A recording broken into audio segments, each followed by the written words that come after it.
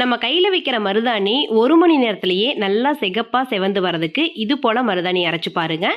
Mixie ஜாரில் கொஞ்சம் கொஞ்சமாக மருதாணி இலைகளை சேர்த்து அரைச்சிக்கோங்க. ஒட்டுக்கா மருதாணி இலையை போட்டோம்னா நல்லா அரைபட்டு வராதுங்க. தண்ணியை அப்படியே ஊற்றிடக்கூடாது, கொஞ்சம் கொஞ்சமாக தெளித்து அரைச்சிக்கணும். இது போல் ஒரு ஸ்பூன் வைத்து நல்லா மிக்ஸ் பண்ணிக்கோங்க. கையில் மிக்ஸ் பண்ணிங்கன்னா கையெல்லாம் செவந்துடும். மருதாணி இலையை மிக்சியில் போட்டுட்டு 1/4 கைப்பிடி அரைச்சிட்டு மறுபடியும் ஒரு 1/4 கைப்பிடி மறுபடியும் ஒரு 1/4 கைப்பிடி அப்படிங்கிற மாதிரி கொஞ்சம் கொஞ்சமாக போட்டுக்கோங்க.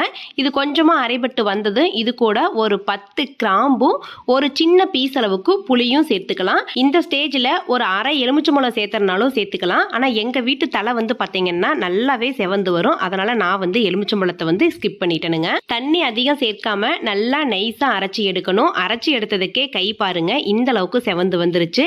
நைட்டு மருதாணி வச்சோம்னா வச்சுட்டு தலைவாணி வரையிலாம் அப்பி அதெல்லாம் அடுத்த நாள் துவைக்கிற மாதிரி ஆயிடும். மருதாணி காஞ்சதும் தண்ணியில் கையை கழுவாம தேங்காய் கைக்கு தேய்ச்சி விடுங்க. சூப்பராக செவந்து வந்துருங்க.